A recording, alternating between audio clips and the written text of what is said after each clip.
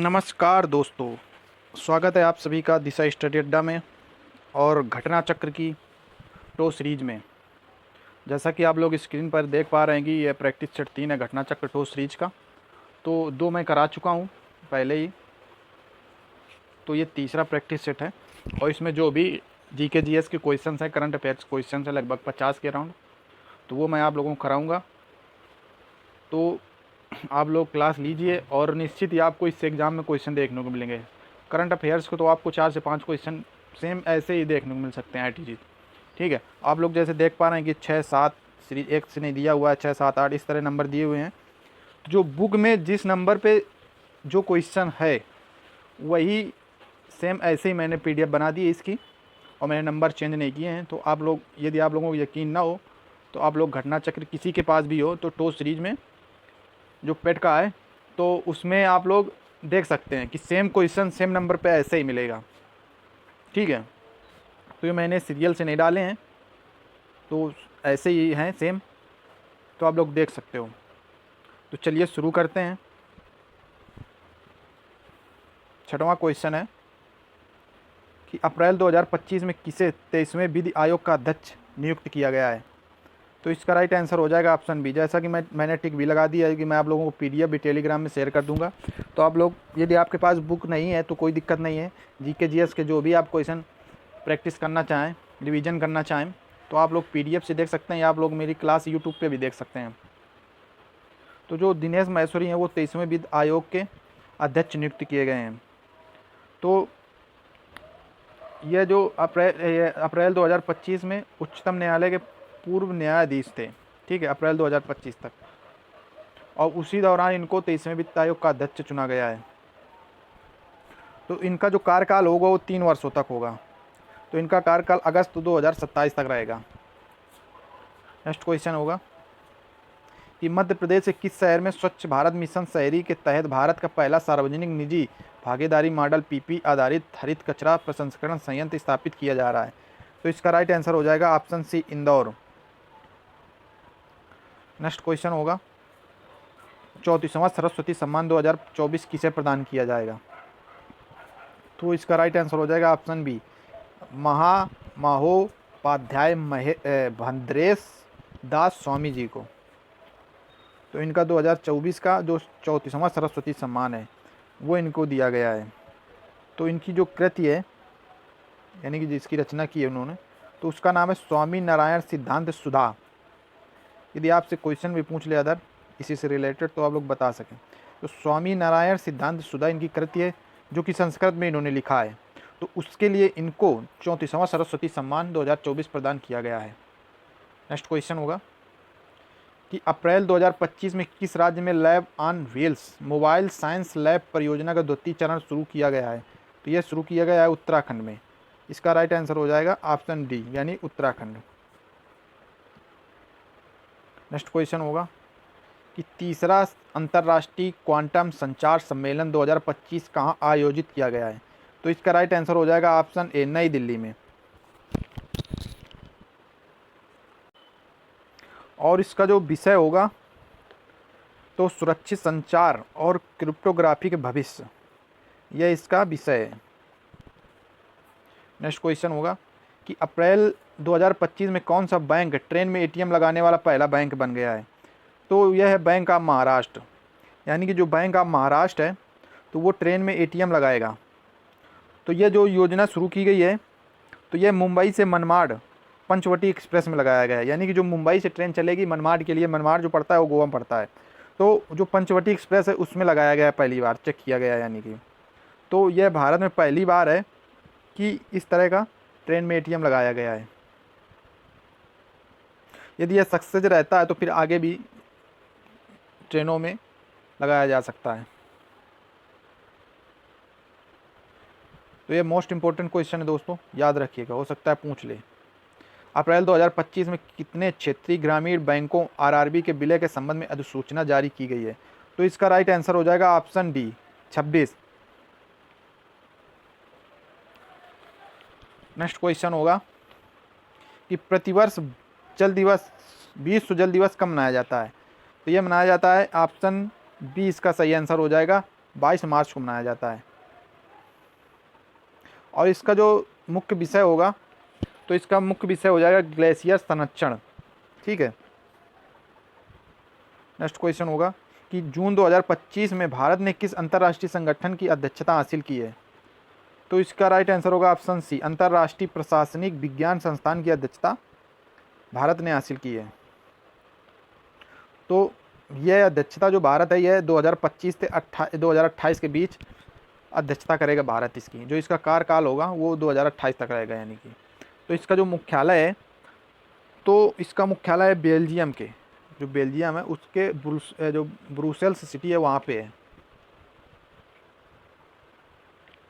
Next question होगा कि मार्च 2025 में संपन्न कबड्डी विश्व कप 2025 में पुरुष कबड्डी का खिताब किस देश ने जीता है? तो यह जीता है भारत ने, ऑप्शन ए। तो भारत को अभी तक कोई हरा नहीं पाया विश्व में कबड्डी में। जब कभी भी होता है तो वहाँ हमेशा भारत ही जीतता है। यह नेक्स्ट क्वेश्चन होगा कि बौद्ध धर्म में भिक्षुणी बनने वाली प्रथम महिला थी। जो बौद्ध धर्म में प्रथम भिक्षुणी बनी थी वह थी महाप्रजापति गौतमी थी जो। ठीक है। तो यह बौद्ध धर्म की पहली भिक्षुणी भी इनको कहा जाता है। तो जो भगवान बुद्ध के शिष्य थे, प्रिय शिष्य, तो जिनका नाम आनंद था, उन्हीं के कहने पे भगवान बुद्ध जो थे तो उन्होंने बौद्ध संघ में स्त्रियों का प्रवेश की अनुमति दी थी। पहले बौद्ध संघ में स्त्रियों का प्रवेश वर्जित था, यानी कि स्त्रियां भाग नहीं ले सकती थी। तो उन्होंने आग्रह किया कि स्त्रियों को भी स्थान दिया जाए, जो आनंद थे उनके शिष्य। तो उन्होंने पहला जो ज्ञान दिया यानी भिक्षुणी बनाया, तो वह महाप्रजापति गौतमी थी। नेक्स्ट क्वेश्चन होगा 52 कि किस मंदिर को ब्लैक पगोड़ा के नाम से भी जाना जाता है? तो यह जाना जाता है सूर्य मंदिर को, जो कि कोणार्क में है। तो सूर्यदेव जो यह मंदिर है सूर्य मंदिर, तो इसका जो निर्माण कराया था वो नरसिंह देव वर्मन प्रथम ने कराया था। ये याद रखना, ये इम्पोर्टेंट है, हमेशा पूछा जाता है। तो नरसिंह देव वर्मन प्रथम ने कराया था। ठीक। और यह 13वीं शताब्दी में निर्मित हुआ था, निर्माण कराया था इसका। और इसको जो सूर्य मंदिर कोणार्क है, इसको 1984 में विश्व धरोहर स्थल घोषित किया गया था, यानी शामिल किया गया था। 1984 में विश्व धरोहर स्थल घोषित किया गया था या शामिल किया गया था। ठीक। नेक्स्ट क्वेश्चन होगा कि चंद्रगुप्त सेकंड ने अपनी पुत्री का विवाह निम्नलिखित में किस वंश में कराया था? तो वकाटक जो वंश था, तो वकाटक वंश के जो रुद्रसेन द्वितीय थे, तो इनसे ही कराया था। जो चंद्रगुप्त सेकंड थे उनकी पुत्री का नाम था प्रभावती गुप्त। तो जो प्रभावती गुप्त थी चंद्रगुप्त सेकंड की पुत्री, तो उन्हें वकाटक वंश के रुद्रसेन द्वितीय के साथ विवाह कराया था। और इन्होंने वकाटकों के सहयोग से शकों को पराजित किया था, और यहीं से इनको विक्रमादित्य की उपाधि मिली थी। नेक्स्ट क्वेश्चन, किस लोधी शासक 1489 ईस्वी से 1517 ईस्वी का वास्तविक नाम निजाम खां था? तो यह थे सिकंदर लोधी, यानी कि इनका जो शासनकाल था वो 1489 से 1517 ईस्वी तक था। नेक्स्ट क्वेश्चन होगा कि अकबर के कहने पर महजर का दस्तावेज किसने तैयार किया था? तो इसका राइट आंसर हो जाएगा ऑप्शन सी, शेख मुबारक। तो महचर नामा क्या था? यानी महचर जो था, महचर दस्तावेज, उसको महचर नामा बोला जाता था। तो यह एक समस्त धार्मिक मामलों को, मतलब जो भी समस्त धार्मिक मामले थे उनकी इसमें जानकारी इकट्ठा करनी होती थी। नेक्स्ट क्वेश्चन, स्वतंत्र बंगाल राज्य की स्थापना किसने की थी? तो यह स्थापना की थी ऑप्शन बी, मुर्शीद कुली खान ने। तो बंगाल सूबे के जो अंतिम गवर्नर थे तो वह थे मुर्शीद कुली खान, जिनसे मुग़ल बादशाह औरंगजेब ने 1701 ईस्वी में नियुक्त किया था। यानी जो बंगाल सूबे का अंतिम गवर्नर नियुक्त किया था वह मुर्शीद कुली खान को नियुक्त किया था। तो किसने नियुक्त किया था? मुग़ल बादशाह जो थे, औरंगजेब जो था, तो उसने 1701 में नियुक्त किया था। और जब औरंगजेब की मृत्यु हो गई तो इसके बाद मुर्शीद कुली खान के नेतृत्व में बंगाल जो था पूर्ण स्वतंत्र हो गया। तो मुर्शीद कुली खान ने 1704 ईस्वी में बंगाल की राजधानी जो थी वो ढाका से हटाकर, यानी जो बंगाल एरिया था तो उसकी पहले राजधानी ढाका थी उनके उसके समय में, मुर्शीद कुली खान के समय में, तो उससे हटाकर उसने मुर्शिदाबाद स्थानांतरित कर दिया था। नेक्स्ट क्वेश्चन होगा, ब्रिटिश भारत में देसी प्रेस अधिनियम किस वर्ष लागू किया गया? तो इसका राइट आंसर हो जाएगा ऑप्शन सी 1878 ईस्वी में। तो इसी को बोला जाता है वर्नाकुलर प्रेस एक्ट, यानी 1878 ईस्वी में। तो उस समय जो लॉर्ड लिटन था तो उसका कार्यकाल चल रहा था, यानी कि वही गवर्नर था यहाँ का। तो 1876 से 1880, तो गवर्नर जनरल कौन था? लॉर्ड लिटन। तो उसी के समय में 1876 से 1880 में उसका जो शासनकाल था यानी कार्यकाल था। उसी समय 1878 में वर्नाकुलर प्रेस एक्ट यानी देसी प्रेस अधिनियम लागू किया गया था। तो इस अधिनियम को मुंह बंद करने वाला अधिनियम भी कहा गया था। नेक्स्ट क्वेश्चन होगा कि महर्षि दयानंद सरस्वती ने 1875 ईस्वी में किस स्थान पर आर्य समाज संगठन की स्थापना की? तो इसका राइट आंसर हो जाएगा ऑप्शन डी, बम्बई में। तो इन्होंने, जो दयानंद सरस्वती जी थे, तो इन्होंने अप्रैल 1875 में बम्बई में आर्य समाज की स्थापना की थी। तो इसका जो इन्होंने इसका जो उद्देश्य था, यानी कि आर्य समाज की स्थापना करने का उद्देश्य था कि हिंदू धर्म में जो भी कुरीतियाँ थी उनमें सुधार करना था।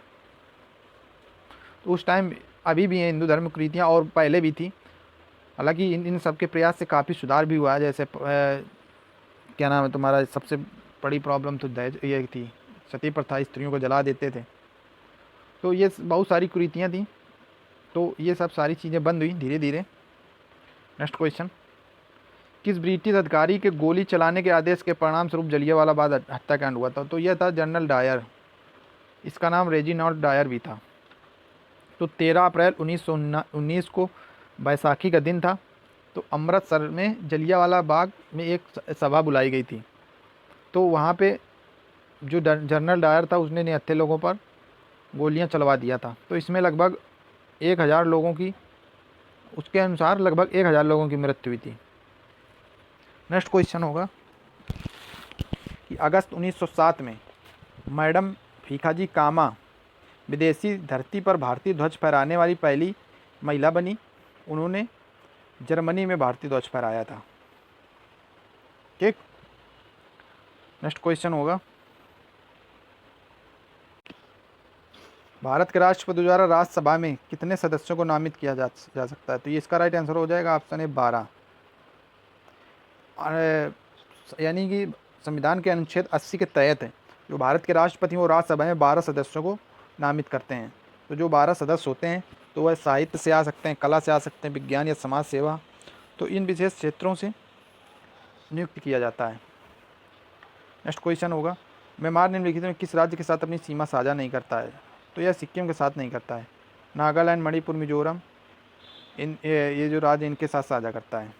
नेक्स्ट क्वेश्चन होगा, गिद्धा और भांगड़ा किस राज्य के लोक नृत्य हैं? तो इसका राइट आंसर हो जाएगा ऑप्शन ए पंजाब। गिद्धा और भांगड़ा जो है तो वो पंजाब के लोक नृत्य हैं। नेक्स्ट क्वेश्चन होगा, द इनहेरिटेंस ऑफ लॉस पुस्तक किसके द्वारा लिखी गई? तो ये पुस्तक लिखी है किरण देसाई ने। तो जो इसका प्रकाशन हुआ था वह वर्ष 2006 में हुआ था। नेक्स्ट क्वेश्चन, रविन्द्रनाथ टैगोर ने 1901 में शांति निकेतन की स्थापना शुरू की थी, यानी 1901 में शांति निकेतन की स्थापना किया था डॉक्टर रविन्द्रनाथ टैगोर ने। नेक्स्ट क्वेश्चन है कि अंतर्राष्ट्रीय महिला दिवस कब मनाया जाता है? तो ये मनाया जाता है 8 मार्च को। नेक्स्ट क्वेश्चन, निम्नलिखित में से कौन से समूह में पारिस्थितिकी तंत्र के केवल अजैविक तत्व शामिल हैं? तो इसका राइट आंसर हो जाएगा ऑप्शन सी, यानी मृदा, खनिज पदार्थ, पवन और वर्षा। तो पारिस्थितिकी तंत्र वह तंत्र है जहाँ जीवित जीवों का एक समुदाय अपने पर्यावरण के निर्जीव के साथ मिलकर रहता है, यानी कहने का मतलब कि जीव के साथ मिलकर रहता है। मृदा, खनिज पदार्थ, पवन, वर्षा अजैविक तत्व के अंतर्गत आते हैं। नेक्स्ट क्वेश्चन, भारत WTO यानी विश्व व्यापार संगठन का सदस्य कब बना? तो यह बना है 1995 में। तो जब इसकी स्थापना हुई थी WTO की, वर्ल्ड ट्रेड ऑर्गेनाइजेशन की, यानी विश्व व्यापार संगठन की, तो इसकी स्थापना हुई थी 1 जनवरी 1995। तो उसी दौरान ये भारत सदस्य इसका बन गया था। तो वर्तमान में इसमें सदस्य हैं WTO में लगभग 166 देश हैं। तो जो इनके सदस्यता ग्रहण करने वाले नवीनतम देश पूछा जाए तो 165वां जो देश है, टोटल है 166। 165वां देश है कोमोरोस, ठीक। और 166वां देश है तिमोर लिस्ते। ये इंपॉर्टेंट है दोस्तों, ये आप लोग याद रखना। नेक्स्ट क्वेश्चन है, ये हालांकि दोस्तों मिला हुआ है, मिलाने की ज़रूरत नहीं है। तो जो बुल्गारिया की राजधानी है वो है सोफिया, और जो जॉर्जिया की राजधानी है वो तिबिलिसी है, और जो आइसलैंड की राजधानी है वो रेकियाविक है, और इसको रेक्जाविक भी बोला जाता है। नॉर्वे की जो राजधानी है वो ओस्लो है। नेक्स्ट क्वेश्चन है कि ये भी मिले हुए हैं दोस्तों, तो ये जो है तो ये गलत है, तो ये जो ऑलरेडी मैंने मिला दिए थे। तो जम्मू कश्मीर जो है तो पर्यटन केंद्र है उसका गुलमर्ग, और हिमाचल प्रदेश है जो उसका है कसौली। तो जो हिमाचल प्रदेश का पर्यटन केंद्र है वो कसौली है। होने को तो और भी हैं, लेकिन जो ऑप्शन में दिया है उसी अकॉर्डिंग करें, ठीक है। तो गुजरात में दिया है, गुजरात का उड़वाड़ा, और तमिलनाडु का है पायट क्लैमर, ठीक। नेक्स्ट क्वेश्चन होगा, कौन सा क्षेत्र खनिजों का भंडार है? तो इसमें राइट आंसर हो जाएगा ऑप्शन बी, छोटा नागपुर का पठार। नेक्स्ट क्वेश्चन, तीस्ता बांध किस राज्य में? तो तीस्ता जो बांध है वह है पश्चिम बंगाल में।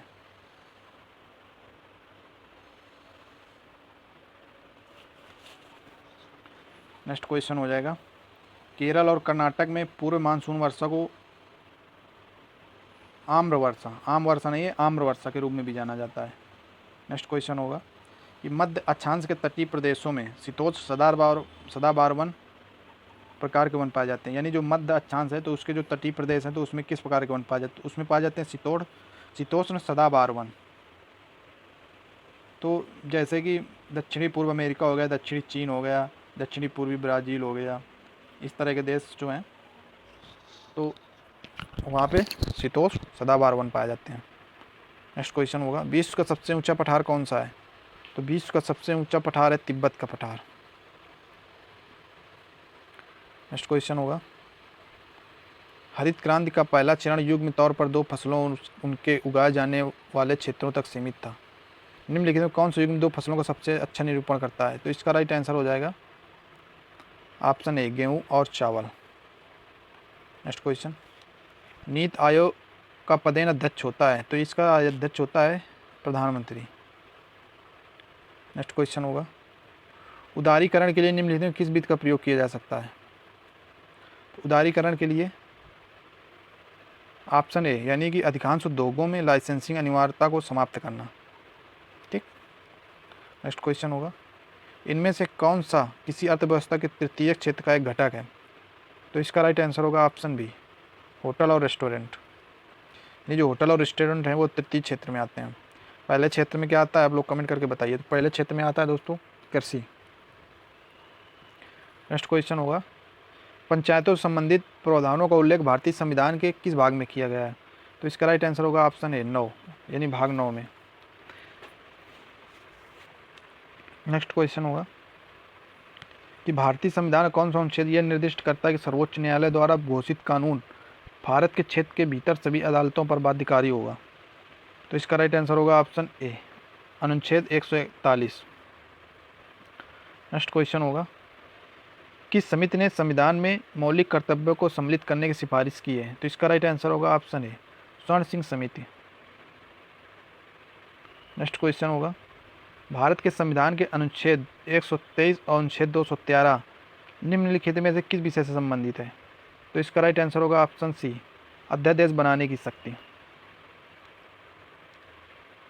तो जो अनुच्छेद 123 है तो वो अध्यादेश जो जारी करता है वो राष्ट्रपति करता है, और अनुच्छेद 213 के अंतर्गत राज्यपाल करता है। यानी कौन सा संविधान संशोधन था इसमें लोकसभा और राज्य विधानसभा के निर्वाचन की जो मतदान आयु थी वो 21 वर्ष से घटाकर 18 वर्ष कर दी गई। पहले 21 वर्ष थी, बाद में 18 वर्ष कर दी गई है वोट देने की आयु। तो यह था 61वां संविधान संशोधन था।